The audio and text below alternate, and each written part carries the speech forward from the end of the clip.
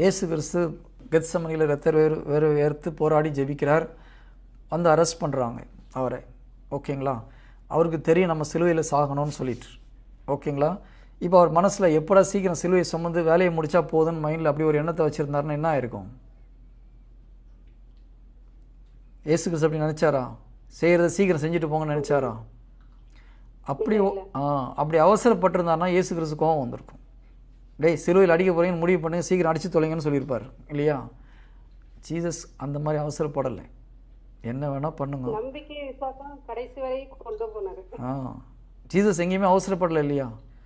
பொறுமை இல்லைன்னா அவசரப்பட்டிருப்பார். அவரை போகும்போது அடித்து உதைக்கும் போது டேய் சாவிடைக்கு முடிவு பண்ணிங்க, சீக்கிரம் போய் அடிங்கடான்னு சொல்லியிருப்பார். ஜீசஸ் அப்படி ஏதாவது சரி வாய் திறன்னு சொன்னாரா? ஒன்றும் சொல்லலை. நடக்கட்டும், ஆண்டவர் சித்த பிரகாரம் நடக்கட்டும். எப்போ உயிர் போகணுமோ அப்போ போனால் போதும். பிதா வந்து டைம் ஆயிடுச்சு முடிஞ்சு போச்சுன்னு எப்போ சொல்லாரோ அப்போது என்னுடைய உயிரை நான் கையளிக்கிறேன். அது வரைக்கும் நான் ஒன்றும் வாயை திறந்து சொல்ல மாட்டேன். சரி, ஒரு விஷயம் நீங்கள் நல்லா புரியணும். இயேசு கிறிஸ்து உயிர் போவாது. இயேசு கிறிஸ்துவை மக்களால் கொலை செய்ய முடியாது. ஏன்?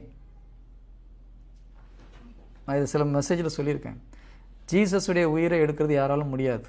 ஏன்னா அவர் பாவமே செய்யலை. பாவம் செய்தவர்களுக்கு மாத்திரம்தான் சாவு. பாவம் செய்யாதவர்களுக்கு சாவு மேற்கொள்ள முடியாது. புரியுதுங்களா? அவங்க இயேசு கிறிஸ்து துண்டு துண்டாக வெட்டி போட்டிருந்தா கூட இயேசு கிறிஸ்து உயிர் போவாது. ஏனென்றால் அவர் பாவம் செய்யவில்லை. புரியுதா? அப்போ ஜீசஸாக பார்த்து என் உயிரை ஒப்பு கொடுக்குறேன்னு சொல்லும் போது மட்டும்தான் அவர் உயிர் போகும். அப்போ அவரின் மனசில் என்ன நினச்சிட்டு இருக்காரு? எப்போ எங்கள் அப்பா ஓகே ஃபினிஷ்டுன்னு சொல்கிறாரோ அப்போ நான் டிக்ளேர் பண்ணுவேன் என் உயிரை ஒப்பு கொடுக்குறேன்னு சொல்லிட்டு. அதனால் பொறுமையாக காத்திருக்கிறார். பிதாவுடைய வார்த்தைக்காக பொறுமையாக காத்திருக்கார். நீ என்ன வேணால் பண்ணிக்கோ, நோ ப்ராப்ளம். எல்லாம் முடிஞ்சு போச்சுன்னு பிதா ஜீசஸை சொன்னும்போது எஸ் எவ்ரிதிங் இஸ் ஃபினிஷ்ட். ஆண்டவரே தந்தையை என்னுடைய உயிரை உங்களுடைய கையில் ஒப்படைக்கிறேன். என்ன மாதிரி பிளான் பார்த்தீங்களா? அது வரைக்கும் பொறுமையாக இருக்கிறார். பிதா ஓகே போதும் மகனை அனுபவித்த வேதனை போதும், எல்லாத்துக்கும் பரிகாரம் பண்ணிட்டேன்னு அவருடைய காதில் பிதா சொல்கிற வரைக்கும் பொறுமையாக வெயிட் பண்ணிட்டு இருக்கிறார். இதுக்கு பேர் தான் பொறுமை. இயேசு கிறிஸ்து எங்கேயுமே அவசரப்படலை.